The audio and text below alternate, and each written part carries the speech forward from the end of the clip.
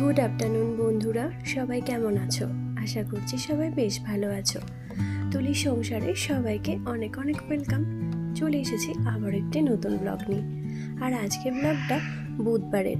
আমি আজকে বিকেল থেকে তোমাদের সঙ্গে ভিডিওটা শেয়ার করব। তো সবাই দেখতে থাকো, আশা করছি আজকের ব্লগটাও তোমাদের একটু হলেও ভালো লাগবে।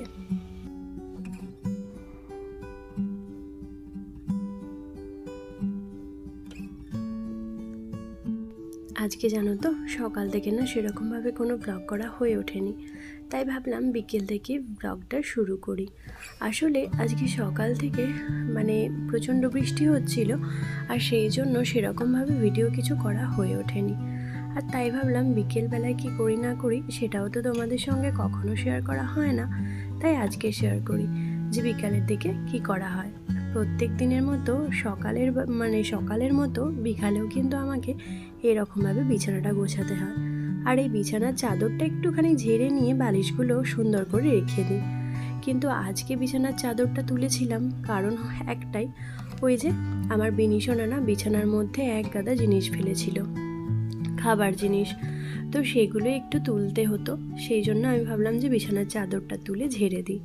আর তারপর এই যে সুন্দরভাবে বিছানাটা গুছিয়ে রেখেছি, দেখতে কিন্তু খুব সুন্দর লাগছে। আর আমার যেই জামা কাপড় ডেলি যেগুলো পরা হয় সেই জিনিসগুলো রাখা হয়, তো সেই জায়গাটা না একটু ধুলো হয়েছে, তাই ভাবলাম এই জায়গাটা একটু সুন্দর করে কাপড় দিয়ে মুছে পরিষ্কার করে নেব। আর একটুখানি ঝুলটুল যদি থাকে সেগুলো একটু ঝেড়ে দেব। আর সেই কারণেই সমস্ত জামা কাপড়গুলো এখান থেকে সরিয়ে নিচ্ছি।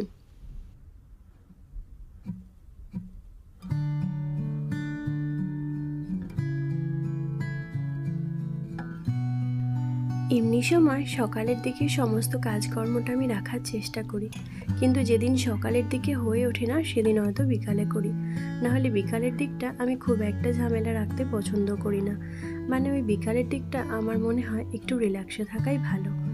কিন্তু আমার কি ওই মাঝে মধ্যে অনেক অনেক জিনিস যেগুলো করা হয়ে ওঠে না সেগুলো করতে হয়।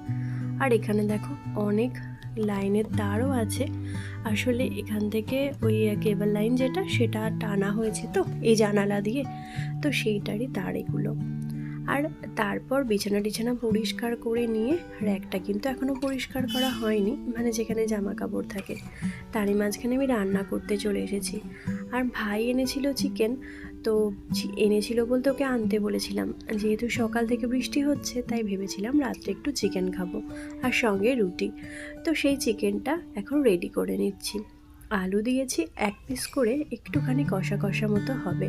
তো দেখো এখানে চিকেনটা কিন্তু খুব সুন্দর হয়ে গেছে। আর আজকের চিকেনটা না দারুণ খেতে হয়েছিল, খেয়ে সবাই বলেছে এই আর কি। তো আমার কাছে এই রান্নার প্রশংসা যখন আমি শুনি নিজে, আমার কিন্তু খুব ভালো লাগে।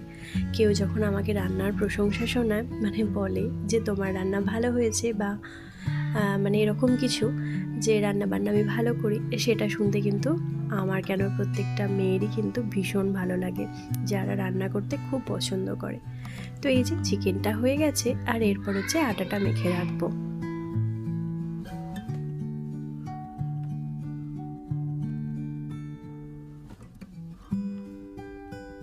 তো তারপর এখানে আটাটা মাখতে গিয়ে দেখি যে আটাটা শেষ হয়ে গেছে, আর তাই তোমাদের দাদাকে বলেছিলাম যে আটা নিয়ে আসতে। আর ও আটাটা নিয়ে এসেছে, তা ও এরপর ঢেলে আটাটা মেখে নেব। আর তারও সঙ্গে আরও একটা কাজ করব, যেটা হচ্ছে একটু সিমুয়ের পায়েস বানাবো। আসলে দুধ আনতে বলেছিলাম, ওই আমুল গোল্ডের দুধ, তো 2 প্যাকেটও দুধ নিয়ে এসেছে, 500 করে দুটো। তো সেই দিয়ে আমি ভাবলাম একটুখানি পায়েস বানিয়ে নিই। আর এই সিমুয়ের পায়েস রুটির সঙ্গে লুচির সঙ্গে দুটোর সঙ্গে খেতে কিন্তু খুব ভালো লাগে। আমরা তো ভীষণই পছন্দ করি। আর মাঝে মধ্যেই যখন বৃষ্টি হয় তখনই চেষ্টা করি একটু রুটি করতে, আর রুটির সঙ্গে একটু পায়েস হলে তো আমার ভীষণ ভালো লাগে। তো সবাই মোটামুটি খুবই পছন্দ করে, আর সেই জন্যেই করা।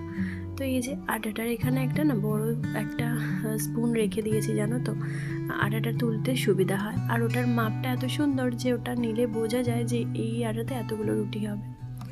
তো এবার আটাটা মেখে রেখে দেবো। আর এই যে এখন সিমুয়ের পায়েসটা বসিয়ে নিচ্ছি। আর এই ননস্টিকের কড়াইটা না, এটা আমার একদম নতুন, জানো তো। মানে বলতে পারো আমি একবারও রান্না করিনি এতে। এটা একদম প্যাকেটের মধ্যে ভরাই ছিল। তো আজকে হঠাৎ আমার ইচ্ছা করলো যে একটুখানি ননস্টিকের কড়াইটায় রান্না করি। আর নতুন নতুন জিনিসে রান্না করতে তো বেশ ভালোই লাগে, তাই না? তো সেই জন্য আমি বার করলাম, ভাবলাম যে এটাতে একটুখানি রান্না করি। আর রান্না করি বলতে পায়েসটা রান্না করি। আর তারপর এটাকে নিজেই ধুয়ে রেখে দেবো, কারণ ননস্টিকের জিনিস আর ডিনার সেট এই সমস্ত জিনিসগুলো না আমি ওই কাজের মেয়েকে দিয়ে করাই না, কারণ যদি নষ্ট ফষ্ট করে দেয় তো সেক্ষেত্রে আমার ভালো লাগে না, সেজন্য আমি আমার কাজটা নিজেই করে নিই। তো এখানে সিমুইয়ের পায়েসটা একটুখানি ঘি দিয়ে অল্প একটু ভেজে নিচ্ছি, আর তারপর দুধ দিয়ে দেবো। আর তাহলে মোটামুটি সিমুইয়ের পায়েস হতে তো বেশিক্ষণ সময় লাগে না, হয়েও যাবে।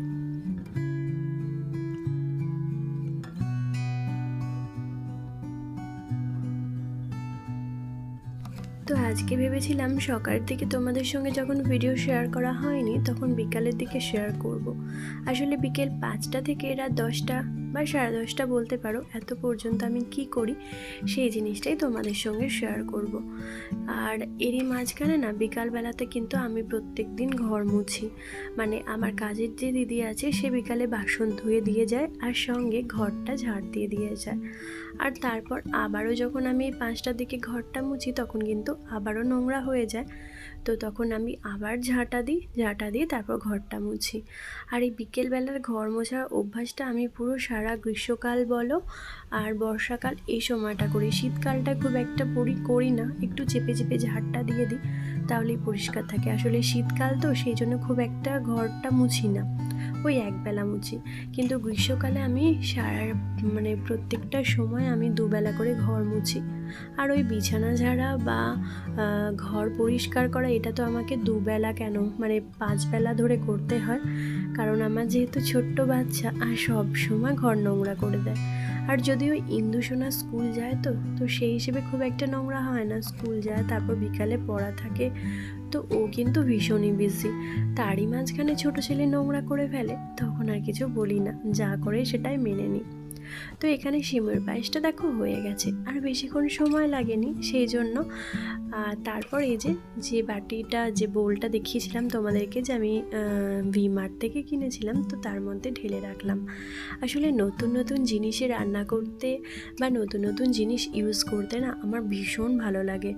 তো আমি যখন ঢালছিলাম তো তখন ইন্দু বলল যে দাও আমি নিয়ে যাই। তো সেটাই, আমার আবার এই জিনিস কাচের জিনিস কাউকে কোনো কিছু দিতে না ভীষণ ভয় লাগে, জানো তো। আমার যে কাচের কন্টেনারগুলো আছে আমি তো ওগুলোতে কাউকে হাত দিতে দিই না।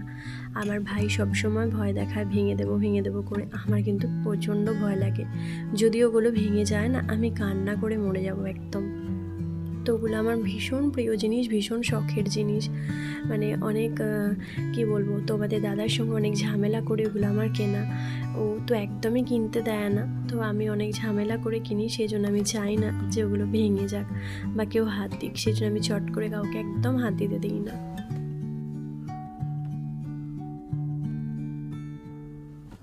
আসলে কি বলতো, যে জিনিসটা আমার ভীষণ শখের না সেই জিনিসটাতে আমি কাউকে হাত দিতে দিই না। আর সেটা যদি আমার রান্নার জিনিস হয় সেক্ষেত্রে তো কোনো কথাই নেই। তো সে আমার যত আপনই হোক না কেন আমি কাউকে হাত দিতে দিই না। যাই হোক, এখানে রুটিগুলো করছি। আর এই যে প্রথমে রাজস্থানি তাওয়াটা দেখলে, ওই তাওয়াটা তোমাদের দাদা আমাকে এনে দিয়েছে। ওটা মাটির, আর ওটাতে রুটি করতে না বেশ ভালো লাগে, খুব সুন্দর। তো প্রথম যখন এনেছে তোমাদের সঙ্গে শেয়ার করা হয়নি, ভাবলাম আজকে রুটি করছি তখন শেয়ার করে দিই। আর এই যে রুটি, মাংস আর সিমুই পায় সেই নিয়ে বসে পড়েছি খেতে। রুটিগুলো বেশ ফুলেছিল, দেখতেও বেশ ভালো হয়েছিল, খেতেও তাই। তো আজ আবার দেখা হচ্ছে পরের দিন সকালে।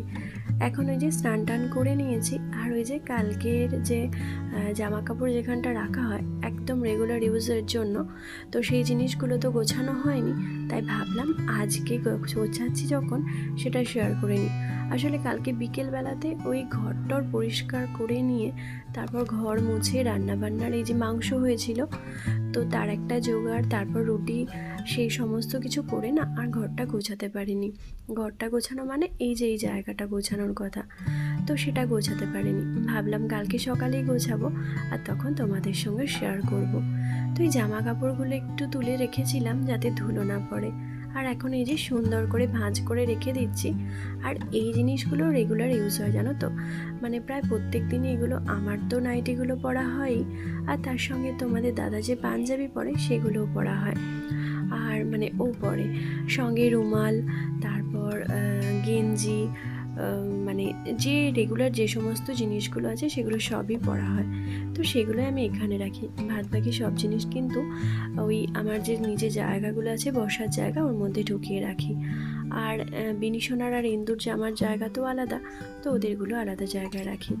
আর এই যে সুন্দরভাবে ঘরের এই জায়গাটা এখন গুছিয়ে নেব। আর ঘর তেমনি পরিষ্কার। বিনিশোনা ঘুম থেকে উঠলে তারপর আমি বিছানা তুলব।